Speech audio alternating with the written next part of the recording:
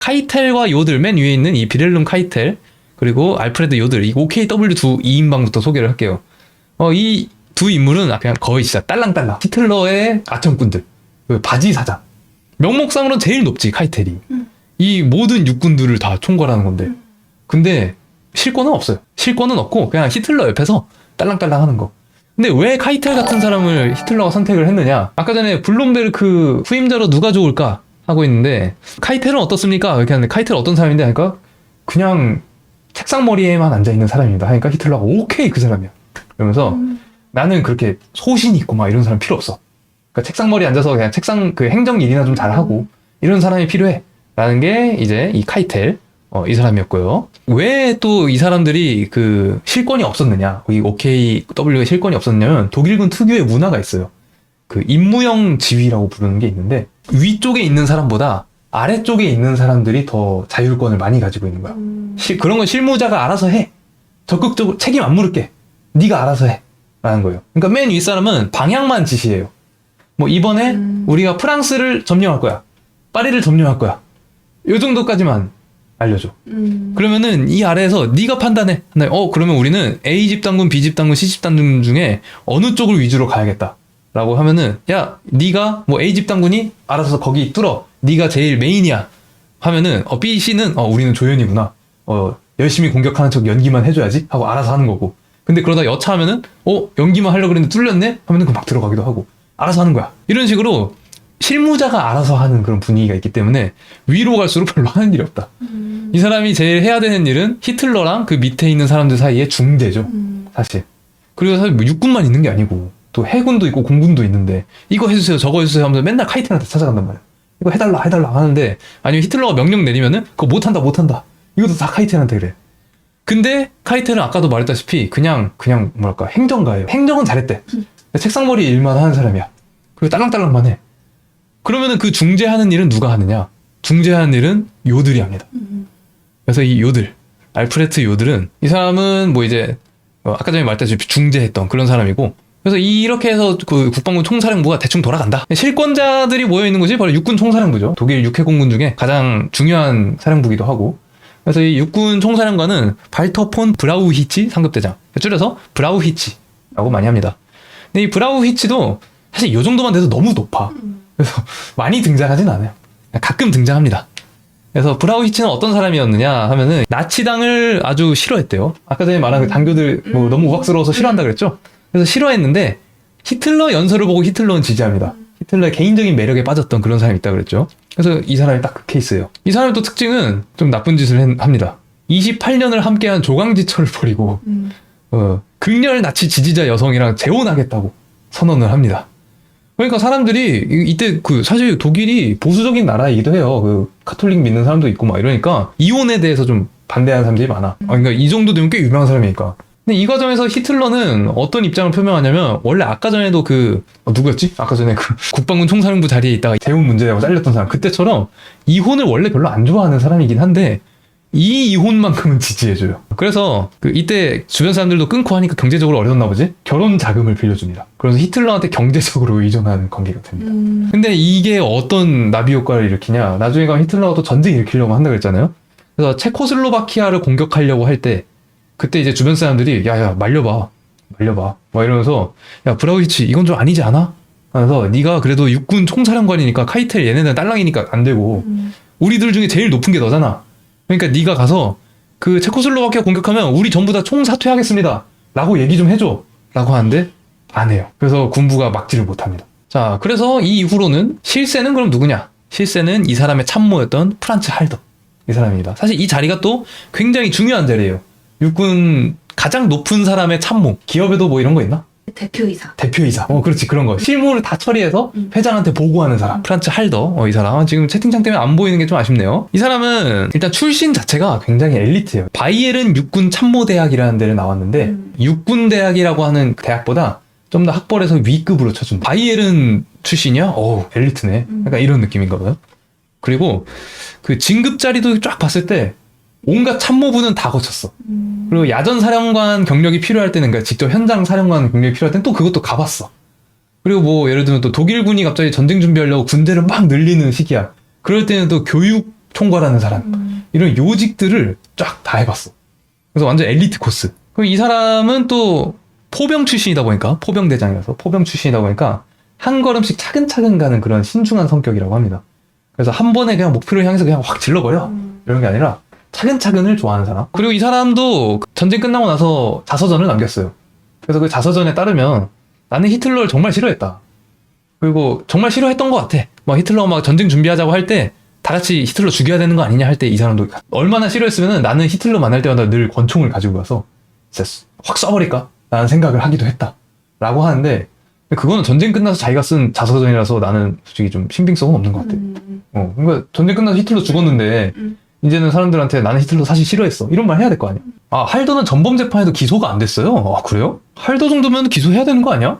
신기하네. 왼쪽에 있는 계급 체계를 좀 보고 가야 되는데 소장, 중장, 대장인데 대장에는 두 종류가 있어. 대장에는 병과대장, 그러니까 땡땡 대장인 거야. 예를 들면 여기 있는 것처럼 포병대장 이런 것처럼 자기 뭐 아니면 보병대장 이런 것처럼 자기 과마다 대장이 있고 그 다음에 상급대장 그 위에 그 다음에 뭐 몇 명 없는 원수 이 정도 있습니다. 근데 이 계급을 소개한 이유는 지금 이렇게 수직적으로 놓긴 했지만 이게 다 계급을 따라가지 않기 때문에. 예를 들면 카이텔 상급대장이에요. 브라우이치 상급대장이에요. 밑에 있는 룬트슈테트도 상급대장이에요. 그럼 이럴 때는 뭐가 중요할까? 직급이 같으면 뭘 것 같아요? 회사 생활로 한번 맞춰봐요. 직급이 같은 사람들끼리가 있어. 뭐 예를 들면 뭐 부장이야. 그럼 근데 부장들끼리도 존대를 하잖아. 뭐가 중요할 것 같아요? 나이? 그쵸. 짬이죠. 예를 들면은 카이텔, 브라우이치, 룬트슈테트 이렇게 있지만 룬트슈테트가 짬이 제일 높아요. 그냥 그런 식으로 좀 이게 늘 수직적이지만은 않다. 직책도 물론 중요하지만 경력 이런 걸로 인해서 좀 이게 갈리기도 한다. 이런 게 있고 그리고 또 보면은 여기 있는 이 포병대장 이 사람이 사실 지휘 체계로만 보면은 더 윗부대잖아요. 윗부대 실권대잖아. 그러니까 할더가 룬트슈테트, 보크, 레프한테 명령하잖아요. 그러니까 형식은 명령이야. 형식은 명령인데, 그러니까 브라우이치 이름으로 명령이 나가겠죠. 근데 얘가 더 아래야. 자, 그래서 이제 A집단군, B집단군, C집단군으로 가서 본격적인 주인공들을 만나봅시다. 아까 전에 그 브라우이치, 할더까지는 똑같아요. 그 다음에 페이지가 모자라서 이렇게 온 건데, 이번에는 A집단군, 룬트슈테트 봅시다. 왜냐면 B, C집단군은 없앴어. 이번에 안 중요해요. 자, 룬트슈테트는 어떤 사람이었냐면, 아까 전에 말했다시피, 독일군 최고참 장군이에요. 근데 최고참이면 되게 보수적이고 막, 그 꼰대 아니야? 이렇게 생각할 수 있는데, 보수적이지 않아. 후배들이 새로운 이론, 새로운 생각을 들고 나왔을 때, 그거 적극적으로 해봐. 밀어주는 사람이에요. 근데 그러다 보니까, 젊은 애들이 새로운 걸 들고 나왔을 때, 위에 있는 꼰대들한테 막힐 수 있잖아요. 근데 그거보다 더 위에 있는 꼰대가 해보라고 하니까 젊은이들이 힘내서 할 수 있는 그런 분위기를 만들어줬던 사람입니다. 그래서 이 사람은 이제 히틀러나 나치에 대한 태도는 나치에 되게 비협조적이었는데 이미 나치가 권력을 잡았을 때 은퇴할 때쯤이 됐어요. 그래서 은퇴합니다. 그래서 2차 세계대전이 다시 임박하니까 다시 군대로 복귀를 합니다. 예전부터 히틀러한테 그렇게 말했을 때 전쟁 나면서 다시 돌아올 거예요 했는데 진짜로 전쟁 나서 돌아왔다고 합니다. 자, 글쎄, 짬킹이 해보라고 하니까 하는 분위기. 내가 카바쳐줄게. 진짜 좀 이런 캐릭터. 야, 내가 카바쳐줄게. 너 해봐. 야, 모두가 안 된다고 하는 새로운 시도를 할 수 있게끔 해주는 그런 인물이고요. 자, 그 다음에 이제, 여러분들 이제 설레는 이름들이 나오죠. 진 주인공들이 나옵니다. 아이고, 진 주인공 나오기 전에 얘 먼저 해야겠네. 클라이스트. 왜냐면 직급 순서대로 가다 보니까. 자, 기갑집단 총사령관 에발트 폰 클라이스트라고 나오는데, 이 클라이스트는 사실 분량이 많진 않아요. 잠깐 나오는데 이 사람은 그래도 주인공들 윗사람이니까 나와야 돼요. 이 클라이스트는 기병 출신이에요. 그 기병대장이죠. 아까 땡땡대장, 병과대장 있다 그랬는데 기병대장이고 그러다 보니까 기동의 대가, 속도전의 대가였어요. 알고 보니. 그러니까 사람들이 이거 말이나 타던 사람이 그 탱크에 대해서 뭘 알겠어. 그런데 나중에 결과를 놓고 보니까 기동전의 대가였어. 그래서 아까 전부터 계속 말했던 새로운 시도 있잖아요. 그 새로운 시도가 뭐 지난 시간에 좀 얘기했지만 기동전이에요. 그러니까 탱크나 뭐 이런 걸 타고 빠른 속도로 적진을 돌파해서 포위의 위협도 무릅쓰고 적진 한가운데로 들어가는 그런 전술인데 그거를 이제 룬트슈테트가 해봐! 라고 한 거고 그렇다고 전면에 나서서 막 주도하기에는 짬이 모자라니까 그 위에 클라이스트 줄게 그러니까 얘네들은 좋아할까요, 싫어할까요? 탱크에 대해서 잘 아는 사람이 아니에요. 말이나 타던 사람인데. 그래서 싫어했다고 합니다. 줄 거면 좀 기갑에 대해서 좀 잘 아는, 탱크에 대해서 잘 아는 사람을 줬어야지 왜 이런 사람을 줘? 했는데 알고 보니까 얘가 싫어하거나 말거나 딴 사람들이 니네 그런 거 왜 하냐 하고 있을 때 다 커버줬었다. 그 다음에 만슈타인 갑시다. 2차 세계대전 최고의 명장으로 꼽히는 사람이에요.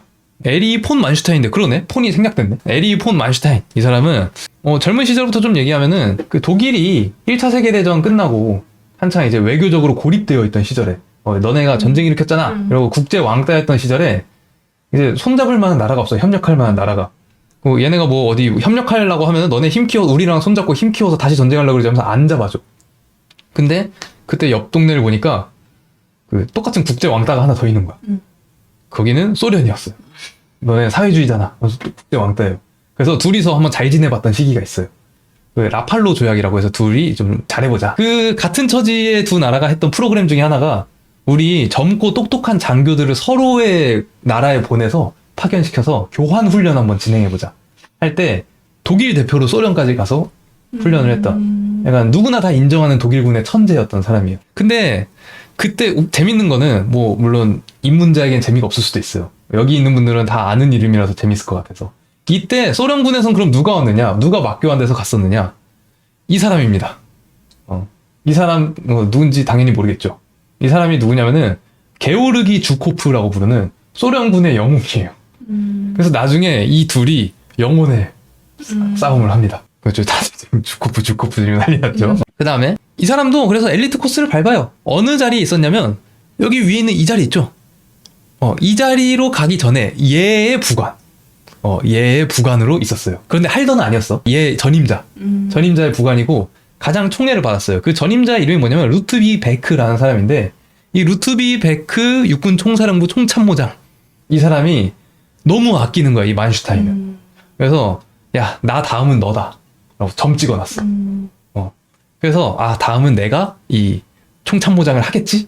라고 생각을 하고 있던 찰나에 근데 그때 아까 전에 그거 있었죠? 그 동성애 스캔들. 그 동성애 스캔들로 갈려나가는 와중에 루트비 베크가 그쪽 라인 사람이었던 거야. 같이 갈려나갑니다. 그러니까 루트비 베크 라인의 사람이었던 만슈타인도 걔가 갈려나가니까 다음 내 차례인데 한데 어딜 너 저쪽 사람이잖아 하면서 안 돼요. 그래서 저거 내 거였는데 하면서 같이 모가지 떨어져 나갑니다. 그래서 이때 끈 떨어진 만슈타인은 승진을 해요. 좋은 거 아닙니까 하는데 승진 겸 좌천. 그러니까 승진하면서 저기 멀리 그 본부로 보내는 거죠. 승진 겸 좌천 되면서 이 꿀자리 여기에는 할더가 앉게 됩니다. 그럼 만슈타인은 할더를 좋아할까요, 싫어할까요? 싫어요. 엄청 싫어요. 엄청 싫어해. 그래서 그 할더는 자기 싫어하는 거 알겠죠. 그러니까 할더는 만슈타인 좋아할까요, 싫어할까요? 싫어요. 서로 엄청 싫어합니다. 아무튼 이런 비하인드. 저희 이 관계가 좀 재밌어요. 얼굴 마담들은 다 따로 있고 실권자들끼리 사이가 안 좋아. 그 다음에 이제 마지막 좀 약간 사실 2차 세계대전 독일군으로 영화를 만든다면 주인공은 구데리안이 되지 않을까. 이 하인츠 구데리안에 대해서 한번 알아보도록 하겠습니다.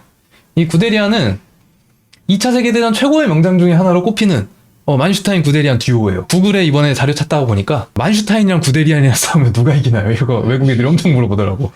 싸울 일이 없긴 한데 구데리안이랑 만슈타인은 이 둘이는 4살 차이가 나지만 육군대학교 동기예요. 그러니까 얘네들 이 당시에는 보니까 군인이 되고 난 다음에 육군대학을 한 번 더 가는 그런 구조인 것 같은데 그리고 이 사람은 1차 세계대전 때는 통신장교였어요. 무거운 통신장비를 가지고 다니면서 그러니까 통신을 하는 나름대로 그 당시에 최신 기술을 사용하는 그런 얼리 어답터에 가깝죠. 재밌는 거는 이 사람이 작전했던 작전 지역이 어디냐면 아르덴 숲이에요. 기억나요? 아르덴 숲? 여기는 못 와 했던 거기. 그래서 무거운 통신 장비를 메고 아르덴 숲을 지나서 그 아르덴 숲을 건너면 나오는 스당이라는 도시가 있는데 스당을 점령하는 작전에 투입이 됐던 적이 이런 경험을 가지고 있고 그 1차 세계대전 끝난 다음에는 교통병감부라는 데에 배치가 된다고 합니다. 그러니까 교통을 담당한 거야. 교통과 통신 이런 걸 담당한 곳인데 사실 좀 진급 자리는 아니지. 아무래도 멋있는 군인이면 작전 짜고 막 이런 거 해야 되는데 교통 수송해주고 이런 거 하면은 좀 진급 자리는 아니라서 좀 아마 실망했을 거야 좀. 근데 여기서 깨달음을 얻습니다. 이제 시대는 자동차의 시대다. 자동차라는 게 이렇게 좋구나. 그리고 탱크의 시대다. 이제 탱크가 빠를 수 있구나. 그래서 여기에서 큰 깨달음을 얻고 속도에 빠진 자가 돼. 속도에 미친 자가 돼. 그래서 앞으로 구데리안의 인생은 속도로 설명할 수 있습니다. 기동전에 미친 사람. 아까 전에 말했던 새로운 군사 이론, 속도전, 기동전. 이거는 다 이제 거기에 가장 극단적으로 그걸 주장했던 사람이 구데리안이고, 그리고 구데리안과 만슈타인도 친하니까, 그러니까 좀 영향을 받았고, 만슈타인이 그거 좀 해보고 싶다고 쭈삣쭈삣 할 때 해봐 했던 사람이고, 알았어. 근데 중간은 얘. 이런 식으로 이제 딱 만들어지는 거예요. 자, 그래서 구데리안 근데 성격이 그렇게 사회적인, 사교적인 성격은 아니었던 것 같기도 해요. 왜냐면은 살면서 좀 겪는 일들을 보면은 맨날 좀 보수적인 윗선들한테 야, 너 그거 하지 마. 기동전 하지 마. 라고 하면은 명령 무시하고 막 들이받고 막 싫어. 내 부대 내가 마음대로 움직이겠다 하면서 막 무시하고 그냥 전진하고 그러면 뒤에서 장군들이 막 다 똥 치워주고 막 이런 인생을 살았던 사람이에요. 아웃사이더. 그래서 막 책도 써. 기동전이 얼마나 좋은 건지. 그래서 아웃사이더. 자, 아무튼 이런 배경입니다. 이렇게 인물 소개를 드디어 끝냈어. 그래서 A집 당구는 사이가 좋았대. 그치? 이거 약간 미생으로 치면은 영업삼팀 같은 느낌. 약간 끈끈한 팀 같지 않아? 서로 막 우당탕탕. 막내가 사고치고, 여기서 수습하고, 여기서 선배가, 야, 너 왜 그래? 이렇게 해주고, 그 다음에 그 리더가 내가 책임질게. 이렇게 하고, 좀 화목한, 그치. 룬 부장, 만과장 구대리. 구대리 좀 착착 붙는데? 그네? 구대리안이니까 구대리네? 앞으로 구대리라고 부릅시다. 우리 구대리. 그럼 이제 마지노 뚫어야겠죠? 프랑스 공격하러 가야죠. 프랑스 공격할 때,